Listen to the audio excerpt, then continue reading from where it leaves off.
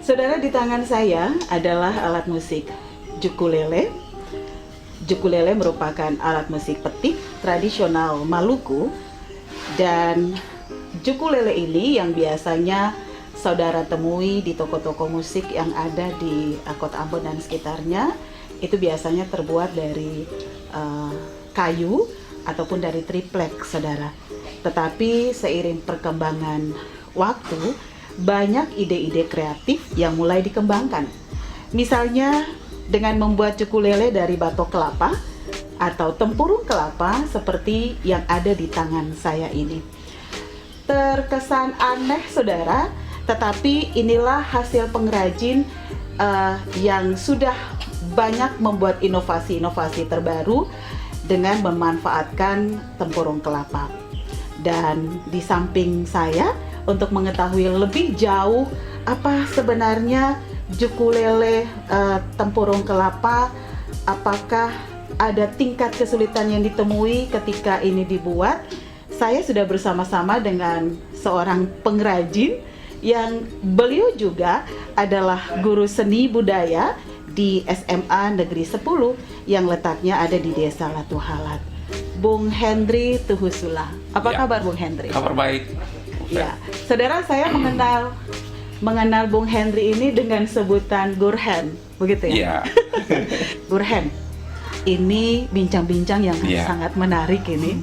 Sebenarnya bisa diceritakan munculnya ide untuk membuat ukulele dari batok kelapa itu seperti apa? Mungkin dalam tidur malam kemudian terlintas untuk membuat ukulele dari batok kelapa atau seperti apa? Ya, kalau tanya ide pembuatan ukulele dari batok kelapa itu dari mana? Sebenarnya itu dia mengulang kenangan lama. Karena dari kecil ketika pingin bermain musik dan tidak ditemukan alat musik yang pas di hati, gitu. Ya, pingin belajar main gitar, main ukulele, tapi belum punya karena waktu kecil itu alat ukulele itu masih mahal. Nah, kita sudah pernah dibuat dengan batok kelapa. Dibuat dengan ada loyang kecil gitu. Dibuat sesederhana itu. Dan itu menjadi kenangan yang sudah terekam menjadi ide untuk memberi warna ukulele di Maluku, bahwa kalaupun perkembangan sejarahnya menyatakan bahwa bentuk ukulele kita juga dengan menggunakan bahan-bahan alam yang ada di sekitar, diantaranya dari kayu ada, selain yang dari toko, dari batok kelapa, dan itu dia menjadi ide untuk memberi warna bagi ukulele yang sekarang ini. Menurut Gurhen sendiri, musik itu menjadi ekspresi diri. Kalau tadi Gurhen menceritakan bahwa sudah mengenal dulu main gitar dan sebagainya, tapi rasanya belum pas begitu, belum dapat sesuatu yang pas sehingga muncul ide ini. Ya, benar. Dalam hal ini kita ingin memberikan warna dalam hal ciri khas kita tuh apa. Dan untuk itulah maka muncul ide-ide dengan menggunakan bahan-bahan yang ada di sekitar kita yang kita temui untuk diolah menjadi alat musik. Di antaranya ada dari tempurung kelapa, ada dari buah kalabasa di Maluku bilang atau buah maja. Iya, ada juga dari yang ditemui dari pelampung jaring seperti yang ini. Kemudian juga dari pipa parlon yang ini. Iya. Atau juga dan yang di tangan saya dari kulit bia. Kulit bia. Buat jadi ukulele. Jadi ukulele dari tempurung kelapa atau yang disingkat uku tempa. Uku tempa. Ukulele tempurung kelapa. Uku basa. Ukulele kalabasa. Kalabasa. Ukulele kalabasa. Oke. Kalau ini ukulele kulit bia, jadi ukulele. Ukubia. Apakah ukulele yang kita kenal dari kayu dan dari triplek itu kurang menarik sehingga harus ada ide-ide kreatif seperti ini? Iya, kalaupun bilang menarik, sebenarnya semua alat itu menarik, memiliki ciri khas sendiri-sendiri. Tetapi dalam hal ini ketika kita mau memberitahu bahwa ini milik kita, berarti kita harus memberitahu dengan segala sesuatu yang ada di sekitar kita. Kalau kita gunakan ukulele yang sudah ada di toko, berarti labelnya itu jelas. Ini dibuatnya di Jawa, ini dibuatnya di luar Pulau Ambon. Kalau kita orang Maluku atau orang Ambon mau membanggakan bahwa kita tahu main ukulele, tapi ukulelenya dibuat di luar, itu sedikit menurut saya kurang. Ada dari nilai rasa memiliki itu kurang, karena kita main dengan alat musik yang bukan punya kita. Bukan punya kita. Tapi kalau kita main dengan punya kita bisa berbangga bahwa inilah punya kita, menjadi warna, menjadi ciri khas punya kita. Iya, gitu. benar sekali. Kalau begitu, Bung Hen, ada tingkat kesulitan dalam pembuatan Iya. uku basa ataupun uku tempa. Iya, ada. Untuk seseorang membuat menjadi lebih baik itu dia butuh proses dan belajar dari pengalaman orang lain yang diposting lewat media sosial, YouTube. Kita belajar apa yang dimiliki mereka, kita ambil menjadi sesuatu yang punya kita. Cara menyambungkan ini, cara membuat begini, tetapi mereka punya itu dengan alat-alat yang modern. Dan kita bisa berinovasi sesuai dengan kondisi kita, sehingga akhirnya jadilah seperti ini. Iya, gitu. Mirip tapi tak sama. Mirip tapi tak sama. Oke. Mengambil teknik-tekniknya, tetapi kita punya sendiri. Itu berbeda. Terus tingkat kesulitan untuk membuat ukulele? Tingkat kesulitannya itu tidak terlalu, tetapi dia hanya membutuhkan tahapan berulang. Kalau bikin yang pertama, mungkin kurangnya di sini, kedua lagi sudah ganti. Berapa tahapan sampai harus mendapatkan yang sesuai dengan hati? Selalu ada inovasi baru, dan karena itu kalau mau bilang sampai sesuai dengan ketetapan hati ataupun keinginan hati, itu dia sesuai dengan mau buat yang model mana. Kalau orang ya ada seseorang dia sudah cocok dengan itu, ya cocok. Tapi intinya kita buat itu mencari bunyi, memilih bahan, menggunakan triplex di sini, menggunakan kayu, menghasilkan bunyi yang berbeda-beda, dan itulah yang menjadi pilihan bahan untuk menghasilkan bunyi yang baik. Berapa hari yang Gurhen butuhkan untuk mendapatkan satu buah ukulele?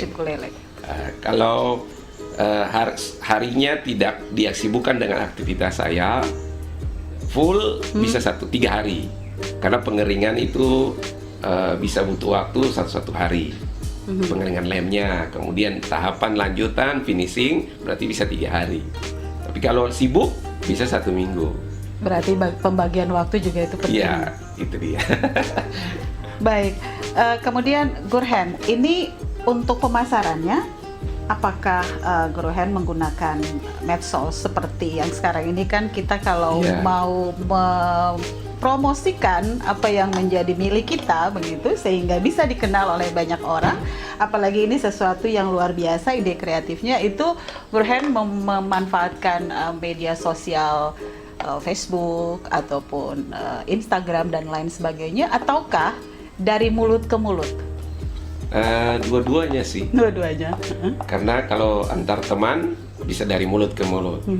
Tetapi komunikasinya juga menggunakan media sosial, baik itu lewat WhatsApp, lewat IG, lewat Messenger, dan itu terjadi apabila komunikasinya berlanjut, dan itu diminta waktu, mau yang model yang mana, dikasih tawaran, sehingga sesuai dengan pesanan yang maunya seperti apa, begitu.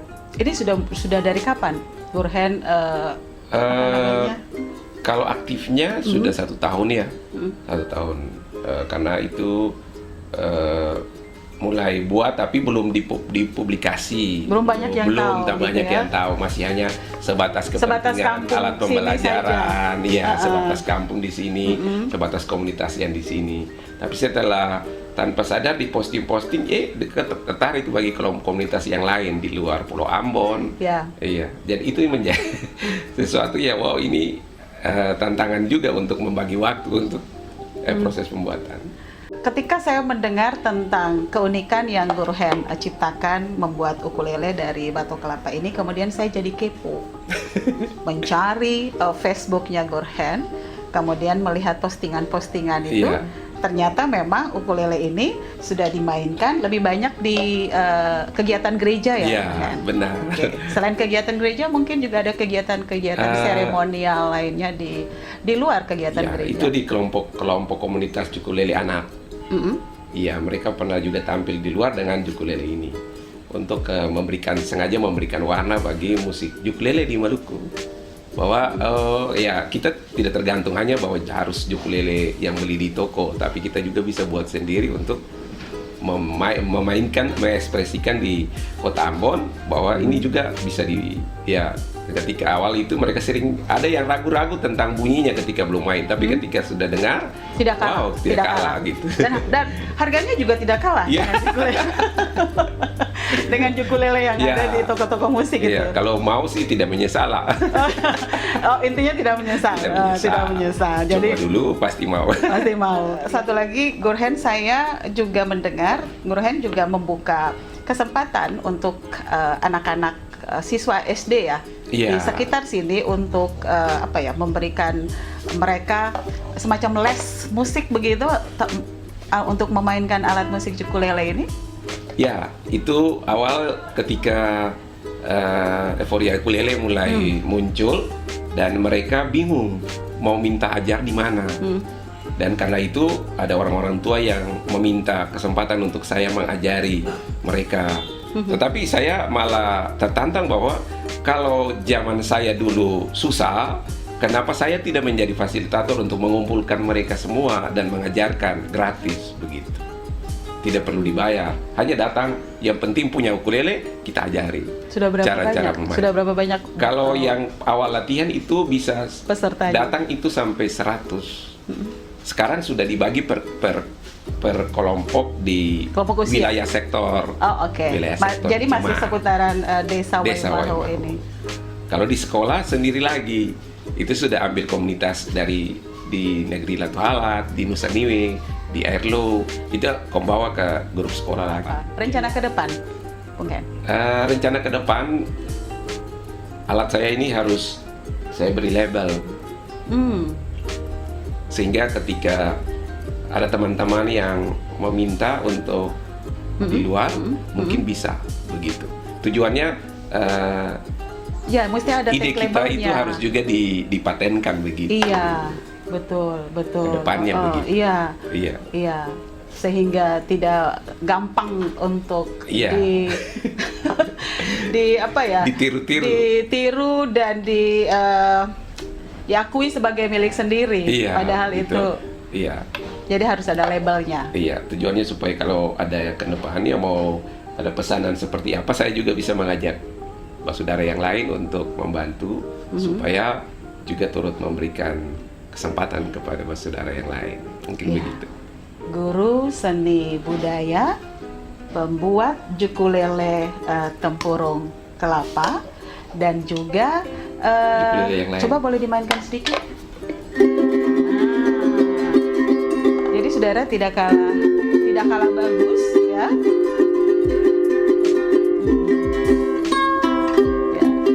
Kurang lengkap kalau kita tidak nyanyi satu lagu ya, Gurhen ya.